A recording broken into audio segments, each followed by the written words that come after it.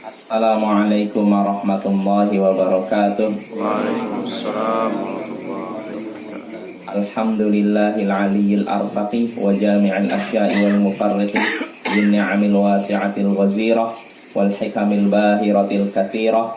Tsumma salatu ma'a salamin daimi ala rasulil qurasyil khatami wa alihi wa sahbil abrar al haizi maratibil fakhar. Amma ba'd. Ayyuhal ikhwah wal akhwat, a'azzani wa a'azzakumullah. Saudara-saudariku yang semoga dimuliakan oleh Allah.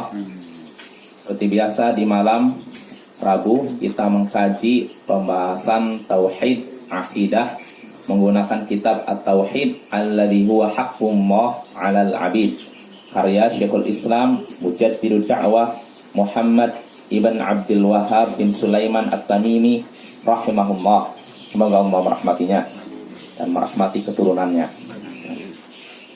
Ya, pada pertemuan sebelumnya kita sudah sampai ke pembahasan babu la yudbahu lillah bimakanin yudbahu fihi li ghairillah.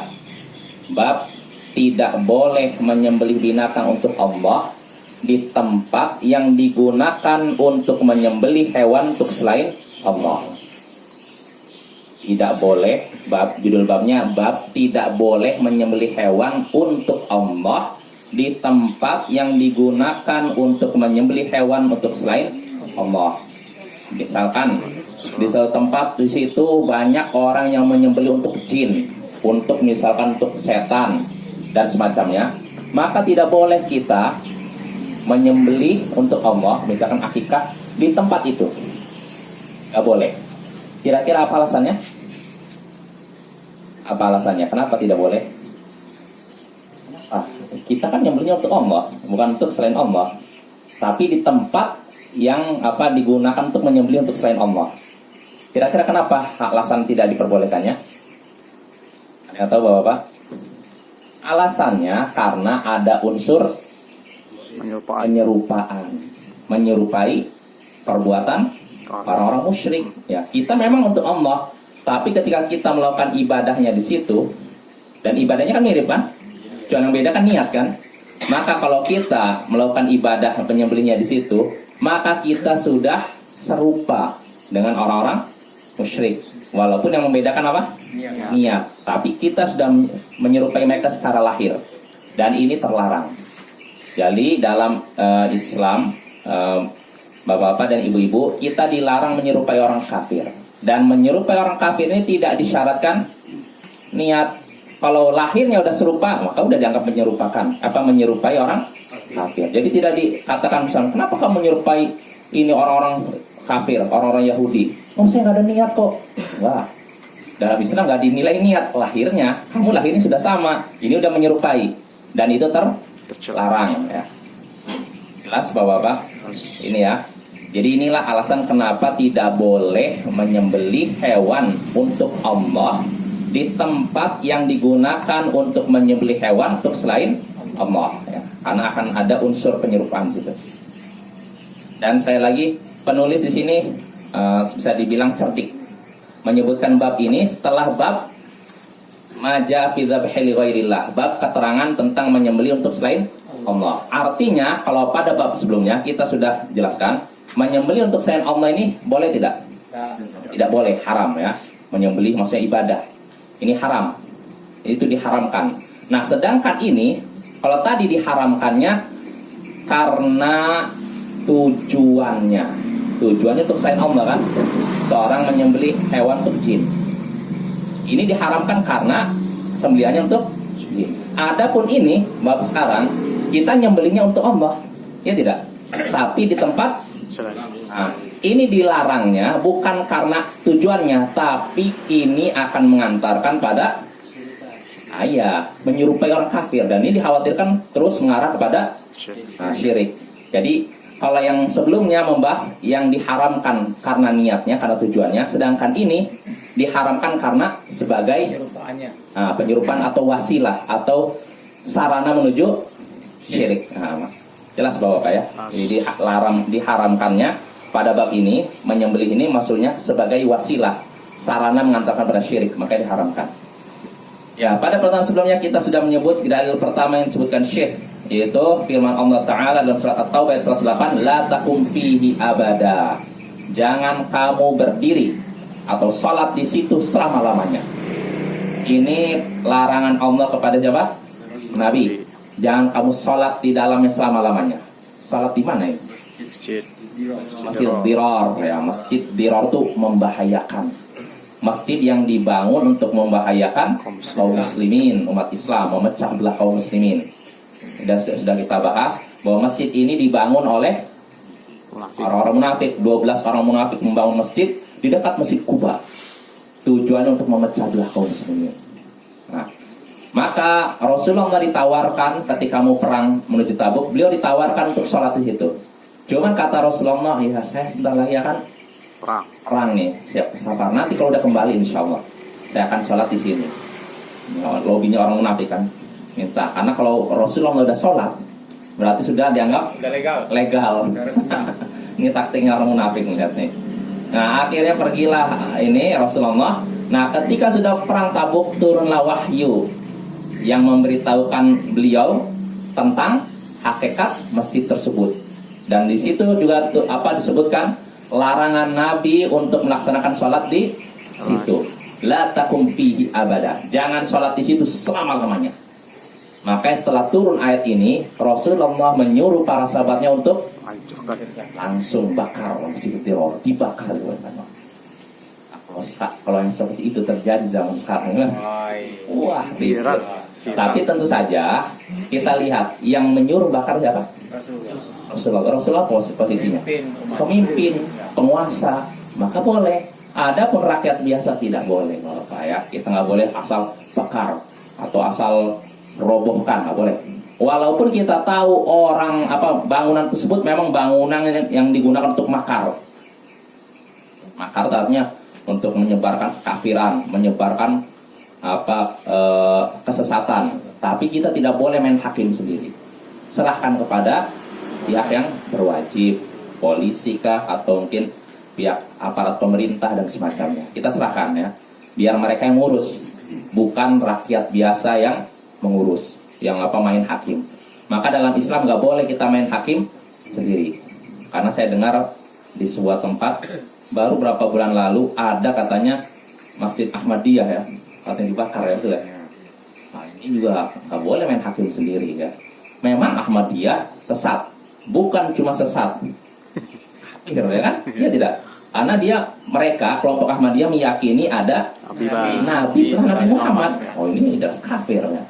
Tapi walaupun begitu, kita tahu kekafiran mereka, bukan berarti kita boleh main hakim sendiri, nggak boleh. Kita negara hukum, ada pemerintah, ada aparat pemerintah, ada polisi, nggak boleh main hakim sendiri. Nggak main hakim sendiri, Ustaz, rame mereka. Oh spontan gitu ya? Iya, spontan. Ya tetap aja artinya mau spontan atau apa nggak boleh ya, nggak boleh asal bakar gitu. Main hakim rame-rame. Hakim lama. Iya. Cukup lama. Mediasinya juga bagaimana? Pemerintahnya mungkin lelet gitu kan? Biasanya kayak itu. Karena tanggapannya lambat ya. yang ditanggapi. Tidak tanggapi. Ya walaupun begitu, tetap kita sebagai rakyat, terutama kita Ahlus Sunnah wal Jamaah tetap taat kepada pemerintah. Artinya kita jangan melangkahi pemerintah dalam masalah apapun, kecuali kalau pemerintah ini sudah melewati batasnya. Maksudnya apa? Melewati batas iman. Sudah murtad. Nah ini lain lagi, kita bahas pembahasannya beda. Tapi kalau memang dia masih muslim, walaupun mungkin melakukan membuat peraturan-peraturan yang zalim, kita tetap nggak boleh. Nah itu main hakim sendiri ya. Karena kalau rakyat main hakim sendiri, yang terjadi nanti kekacauan demi kekacauan. Betul Bapak-Bapak? Dan kita sudah merasakan kan peristiwa tahun 98 kan, bagaimana kita menyaksikan orang-orang berubah seperti hewan buas. Orang nodong di tengah jalan, itu ada itu di TV. Bapak kalau ngeliat dulu di TV-TV nasional, disaksikan orang hadang mobil tengah jalan, minta dikeluarkan uangnya apa. Nyata itu sudah seperti tidak ada hukum. Orang udah berpusat ya. Itu pentingnya kita pertama menjaga ketertiban, terus menjaga kewibawaan pemerintah. Ini Ahlus Sunnah wal Jamaah ya. Makanya kita selalu menyebutkan seperti ini untuk membedakan diri kita dengan ahli bid'ah dengan khawarij. Karena orang khawarij pengennya selalu goyang pemerintah. Bukan pemerintah yang kafir, pemerintah yang zalim, pemerintah yang masih muslim tapi memang ada kesalahan, pengennya dijatuhkan. Mereka nggak mikir kalau setelah jatuh belum tentu baik yang ada kerusakan demi kerusakan. Kita saksikan di negara-negara yang ada revolusi-revolusi di Timur Tengah itu terbukti. Setelah jatuh pemerintahan malah yang terjadi lebih parah, kekacauan demi kekacauan. Sampai-sampai saya pernah lihat video para pejuang Sudan, Sudan apa namanya? Libya. Jadi sebelumnya kan menjatuhkan ini kan. Walaupun kita tidak tahu ya status Muammar Gaddafi ini memang sudah taubat atau tidak, karena memang dulu ada fatwa para ulama bahwa dia murtad. Ini saya sampaikan aja ini ya, wawasan baik kita semua. Para ulama, dewan ulama dunia dulu sempat memfatwakan murtadnya Muammar Gaddafi. Dia pernah mencela Nabi Musa, dia pernah mencela bahwasanya ibadah di Ka'bah itu ibadah menyembah berhala dan semacamnya. Nah, cuma di akhir hayatnya dia agak dekat dengan Islam. Nah, yang jadi masalah dia tobat atau tidak? Wallahu a'lam. Yang jadi masalah ketika seorang menggoyang kepemimpinan seorang penguasa, biasanya ketika jatuh yang timbul kekacauan. Seperti di Libya. Jadi para pejuang Libya dulu ketika Muammar Gaddafi belum turun, mereka menuntut dia turun kan. Nah, setelah turun terjadi kekacauan demi kekacauan. Akhirnya terungkap dari status mereka di Facebook, kalau seandainya kami tahu Libya akan seperti ini, tentu kami tidak akan menjatuhkan Gaddafi, katanya. Menyesal.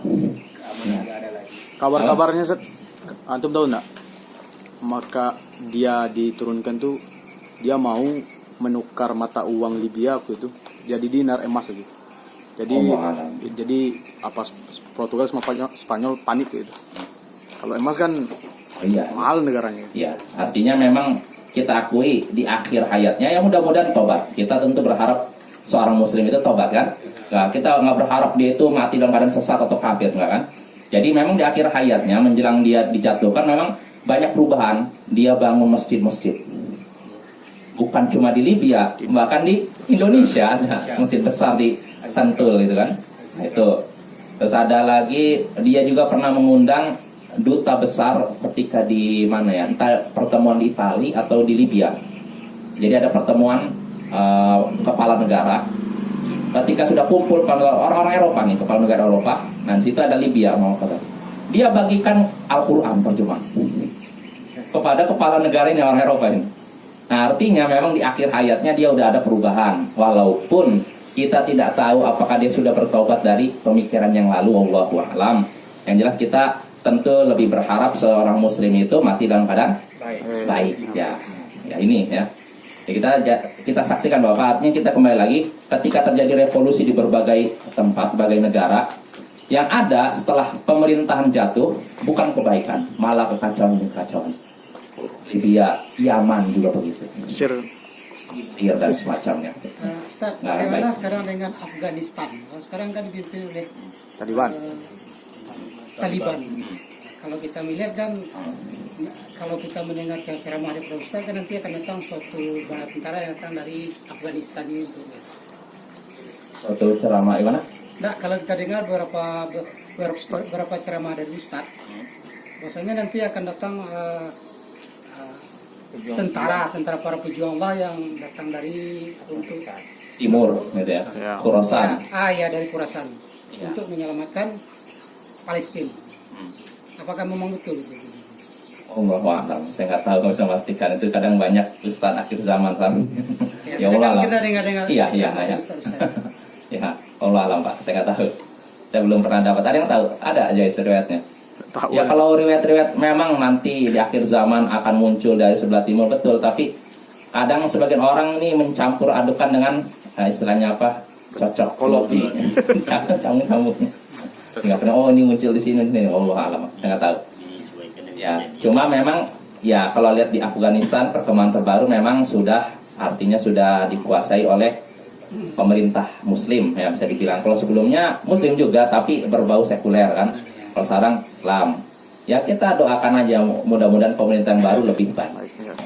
Dan memang kalau lihat kondisi Afghanistan secara umum, Taliban dengan faksi yang lainnya lebih baik Taliban. Faksi lain yang ada di ini yang di Afghanistan ada komunis, ada Syiah, ada Sufi. Ya, memang Taliban masih berbau Sufi gitu juga. Tapi kalau Taliban ingin menerapkan syariat Islam, nah ini. Kalau yang lain enggak, pengennya demokrasi, pengennya ya kayak gitulah, enggak jelas gitu loh. Tapi kalau Taliban memang ingin menerapkan syariat Islam. Mereka dari dulu memang ingin menerapkan syariat Islam. Makanya orang-orang kafir sekuler ingin menjatuhkannya dari dulu Bapak-bapak, bukan dari sekarang aja. Dulu tahun 96 kan mereka menguasai Kabul, ibu kota Afghanistan. Setelah sebelumnya mujahidin saling cakar. Jadi dulu para mujahidin ketika ada Soviet mereka bersatu mengusir Soviet. Setelah Soviet terusir, mereka malah saling cakar satu sama lain. Saat ingin berkuasa. Nah itu, merasa kami yang lebih berhak, mau yang apa? Kami ini udah ribut. Nah akhirnya muncullah Taliban. Taliban ini kan dari kata talib, artinya para pelajar. Artinya mereka nyaksikan kok ini bangsa kita ini, negara kita ini nggak beres sekali sih. Ini orang-orang pemerintah kok saling perang, saling mencakar satu sama lain. Ini gimana mau beres ngurus negara lagi nih? Makanya mereka dari baris istilahnya mereka Taliban ini muncul dari barisan santri istilahnya gitu. Mahasiswa santri. Mereka prihatin dengan keadaan negara, maka mereka mengumpulkan orang simpati dengan mereka lalu bikin pergerakan itu untuk menguasai Afghanistan. Hingga akhirnya puncaknya tahun 96 mereka menguasai Kabul dan bisa dibilang hampir seluruh Afghanistan dikuasai oleh Taliban kecuali bagian utara. Dan bagian utara ini isinya yaitu macam-macam, ada komunis di situ, ada Syiah dan ada semacamnya. Maka kalau kita mau adil, menilai dengan adil, tentu saja Taliban lebih baik daripada faksi yang lainnya yang ada di situ. Ya selain Ahlus Sunnah dan Salafiyin ya, Salafiyin ada di situ. Ya, tapi dibandingkan yang lain tentu Taliban lebih baik. Mereka ingin menerapkan syariat Islam walaupun kita akui ada kekurangan pada diri mereka, namun hendaknya petugas ikhwan kita yang di sana meluruskan mereka. Bapak, itu aja sampai ke Taliban ya maksudnya. Ya tentang revolusi. Ya kita kan masalah revolusi ya, dari Mesir, dari Suriah dan ini termasuk Suriah juga Bapak nih. Ini juga pelajaran penting di Suriah. Dulu ketika Syekh Muqbil bin Hadi Al-Wadi'i masih hidup, beliau berpendapat ikhwan di Suriah, artinya kaum muslimin di Suriah jangan berontak kepada Bashar Assad. Dulu kan Hafid Assad ayahnya kejam juga nih, membantai kaum muslimin, diganti Bashar Assad.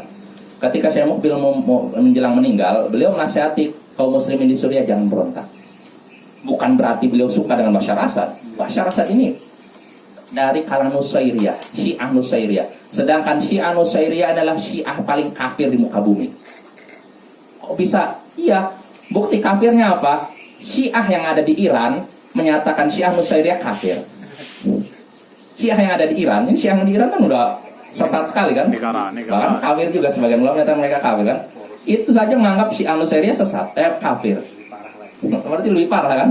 Nah, tapi walaupun begitu, Syekh Muqbil nasihati kaum muslimin di Suriah jangan berontak.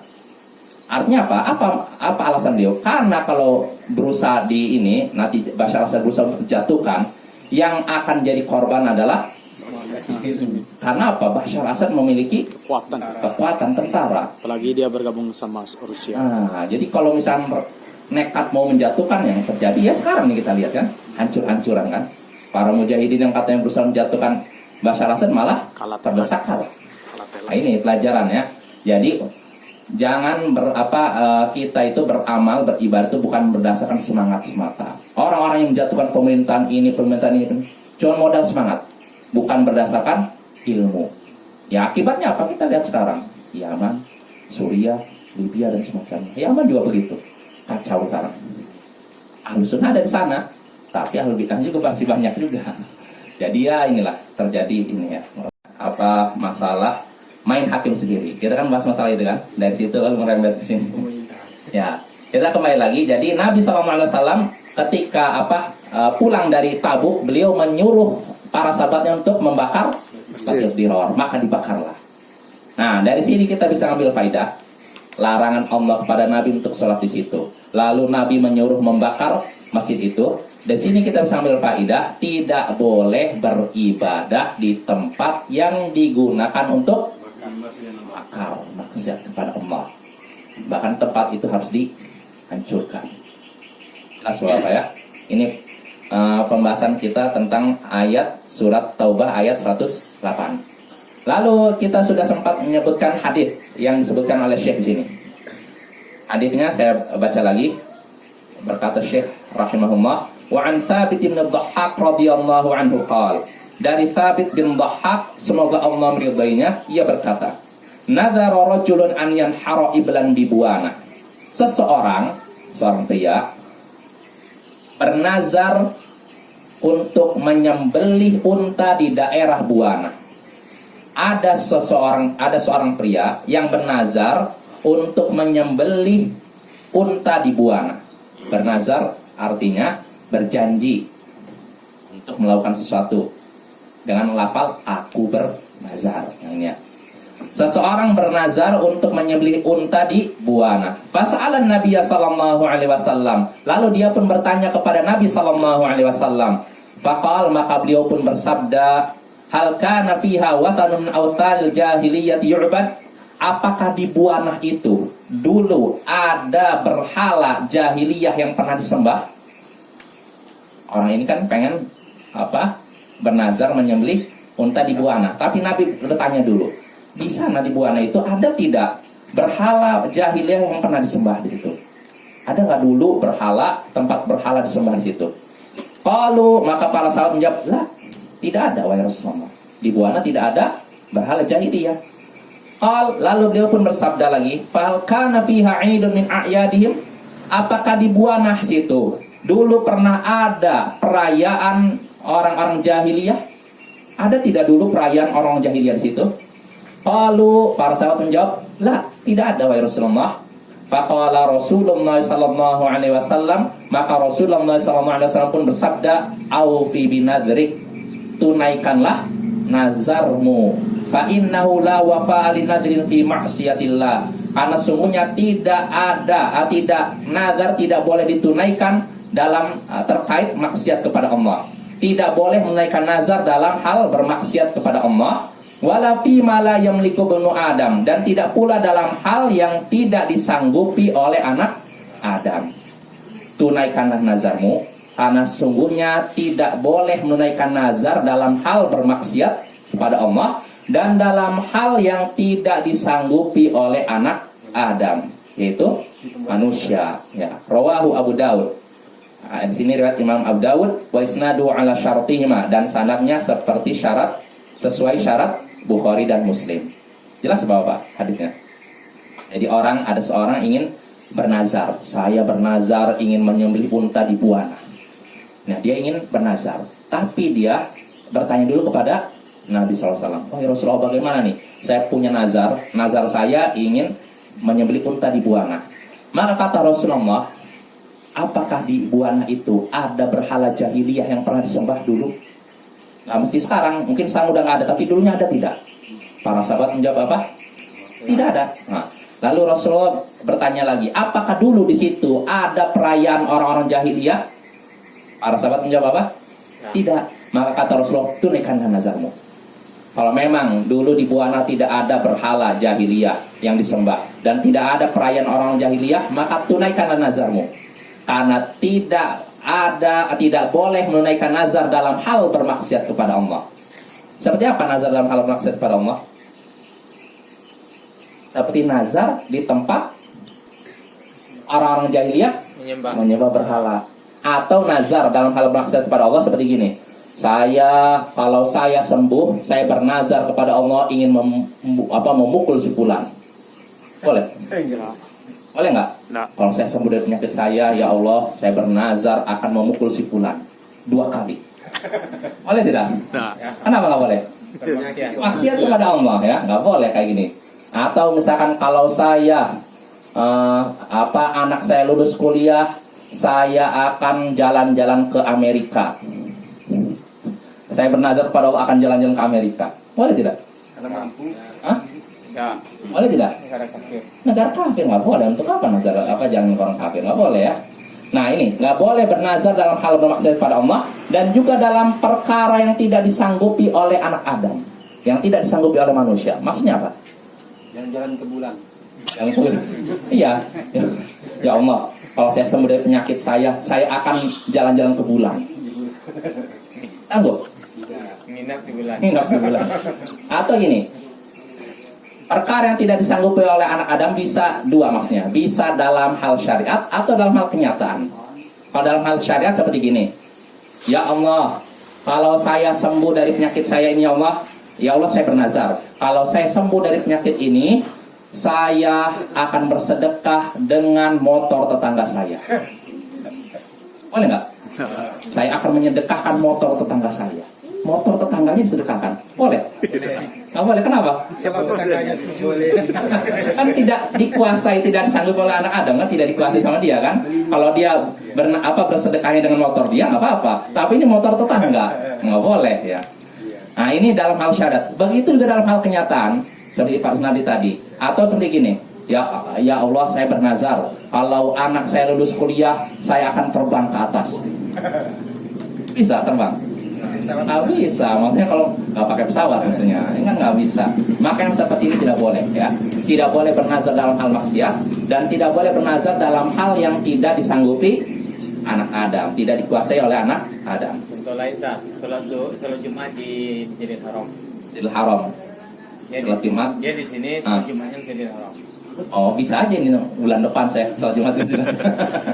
Tapi kalau maksudnya saya kalau sembuh sekarang juga besok Jumat saya, nah ini nggak mungkin ya. Dia ada di sini, tapi dia bisa sholat di Masjidil Haram. Ya itulah. Jadi banyak Bapak ya. Pokoknya nazar kalau ada unsur maksiat atau ada unsur yang tidak disanggupi oleh manusia itu tidak boleh ditunaikan. Ya, tidak boleh ditunaikan. Jelas Bapak? Ya. Ini hadis tersebut. Nah dari hadis ini, di sini kita langsung masuk masail. Fihi dalam bab ini ada masail, ada beberapa masalah. Al-ula masalah pertama, tafsiru qaulihi, tafsir firman Allah Taala, la takum fihi abada. Jangan kamu sholat di situ selama-lamanya. Tafsirnya apa?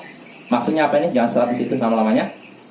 Jangan sholat di masjid dirar. Ya, sebagaimana sholat di masjid yang digunakan untuk maksiat tidak diperbolehkan, maka begitu pula menyembelih hewan di tempat yang digunakan bermaksiat kepada Allah. Ini pun tidak diperbolehkan. Ya.